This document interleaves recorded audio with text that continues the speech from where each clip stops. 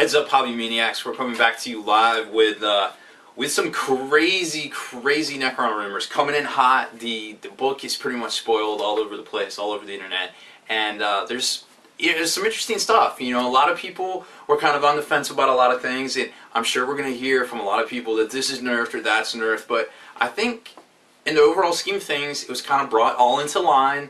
Kind of instead of these peaks and valleys of like power versus not power, and I think we've kind of got this nice smooth like baseline of, you know, a good playable army that works well with the other units in the list. Some stuff got worse, some stuff got better, but I think overall it's still a really good army.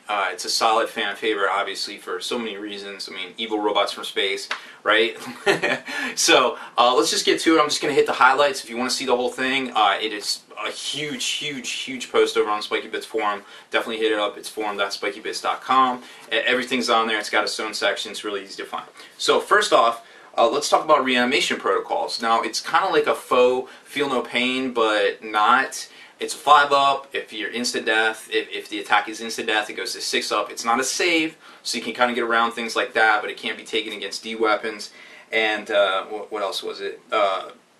It allowed anything removed from play. So removed from play or D weapons, you know, the D weapons, it goes down, but for removed from play, you don't get it. Now, you can modify this down to a 4-up somehow. We haven't figured out how it is in the rumors yet, but it does say it can't be better than a 4-up, and you can't use it in conjunction with a Feel No Pain.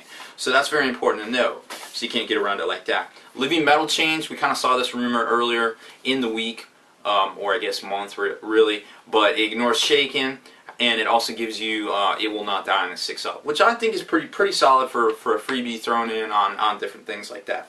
Catacomb Command Barge, we kind of knew it was going to make a return because it's in the 7th edition rulebook. It's specifically under the Chariot rule, so didn't really expect to not see it, but it's still pretty solid. We're hearing rumors that the quantum shielding is going to be 13 all around, which was one of the major vulnerabilities of the Chariot itself, was its 11 rear. So now if it's 13 all around, that gives it a little bit more flexibility and ability to go around and not have to worry about protecting its vulnerable rear area.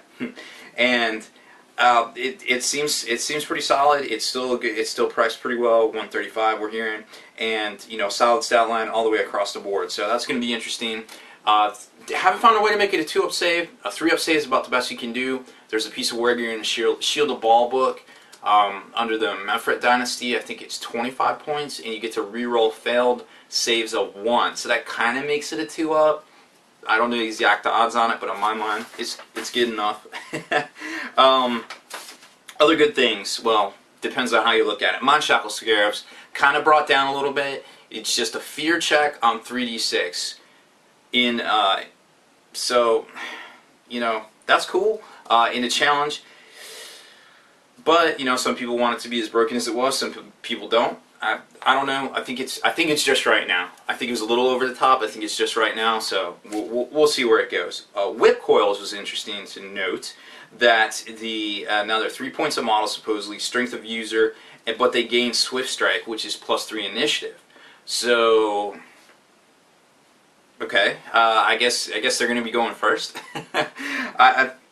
Makes sense to me, but it's kind of interesting. I don't know if it's worth 3 points, but we'll see how that goes. What was it? Dispersion Shields, which is basically like the Necron version of the Storm Shield that the Lich Guards carry around. 3-up invulnerable. Yeah, okay, but they can't have a 2-weapon bonus in the combat phase. Okay, cool. Well, my Terminators have a 3-up invulnerable save and never had that, so I'm okay with it. we'll go with that. Phylactery, it's the war gear we've all come to know and love. It apparently only gives it will not die to the model now, so not a bonus to will be back or getting back up on a whatever or anything like that. Kind of interesting. Resorb supposedly is a once per game in a specific phase. Kind of interesting too. Quantum shielding, like I said, supposedly going to armor 13 all around. Veil of Darkness does not appear very changed. Still can remove itself and a unit from the table and then immediately deep strike somewhere else, even if locked in assault. So very specific clarification there that came up in 7th edition. A lot of questions. Good to see the Games Workshop design team is on top of this stuff, like kind of seeing what the little, you know, gotchas are on these rules and kind of coming right out and putting it in to the actual rule itself. Tesla supposedly is still the same. However, snapshots never cause additional hits because you need 6s anyway. So it was always like, oh, I love snapshots, hooray! But now it's kind of like, oh, I don't know if I'm going to jink, but we'll see. Ninth Sight supposedly is 130 points and still has the invasion beam rule. We don't know what that is, but it still seems pretty solid as of right now. I don't know what it's going to go to. I don't know, you know, a lot of things about it. But right now, I was afraid it would go up to 150, 160-ish, kind of in line with the Valkyrie. Does not appear it has. So that's a very interesting mechanic to see. Still, like, a lot of stuff still the baseline. Maybe just instead of being that high peak of power creep, it's kind of just brought down a little bit, like I said, just in that flat line of everything's pretty much the same across the board in the Necron book. So that's it for the Necron rumors. Okay, so I wanted to show you guys today a game called Drop Assault for the, I guess, iOS, Apple shenanigans. It's a pretty cool game. It's basically based on Clash of Clans, and it's kind of like a RTS kind of kill everybody kind of game. It's a reskin, but it's pretty fun. It's basically based on the events of Istvan 3, which is where some of the Loyalist legions were sent down to conquer the planet, and then of course, you know, they were the good guy of the renegade legions, and you know, they virus bombed them. Some of them survived, and then Angron landed and went after everybody, and that was a whole story. Everybody knows that story there. So in this game, you basically are either the Loyalists or, you know, the renegades, and you're just trying to basically hold out and run around and get a bunch of resources and last as long as you can. And then if you're the renegades, you're trying to go in and kill everybody. And there's a lot of basic functions. I just want to do this as kind of an overview. I don't want to get too deep into it and like all the play, but basically show you how it works. One cool thing is every day you get like a little bonus. I've been playing for, I guess, 3 days here, and I can choose either one of those. I'm not sure exactly what I'll do, so I'm just going to close out of that. But I wanted to show you that they hook you up there. Everybody deploys via drop pods. It's pretty neat. So here's my base, and it's, you know, it's basic stuff. You can build troops, get upgrades. These are your munitions, and they kind of spawn, and you just grab them. There's some power.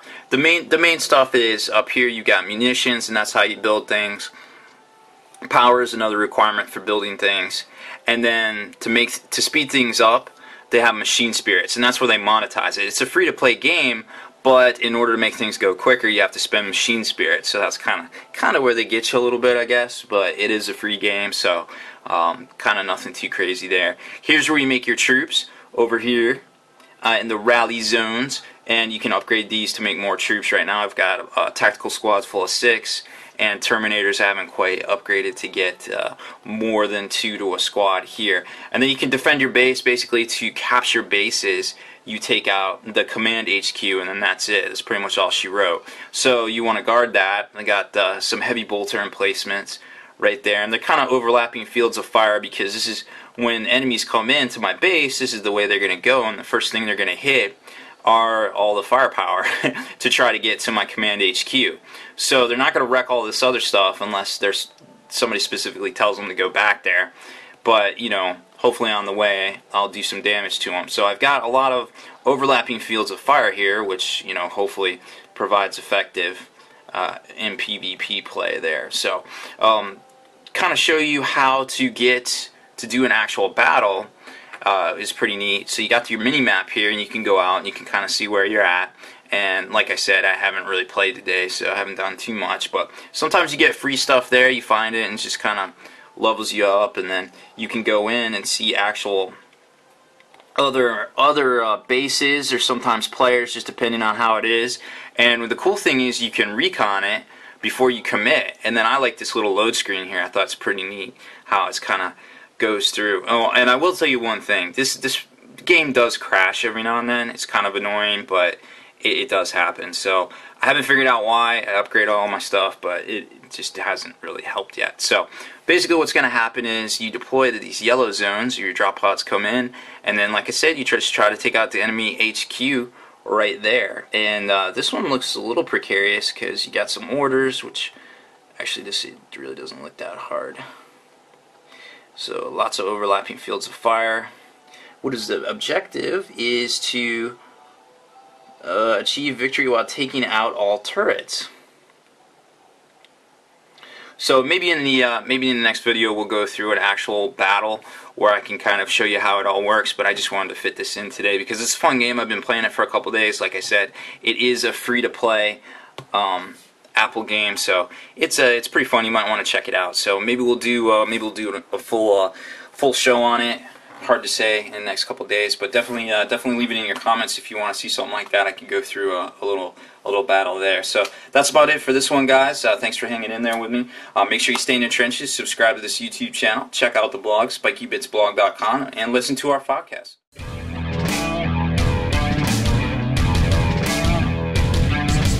Spiky Bits.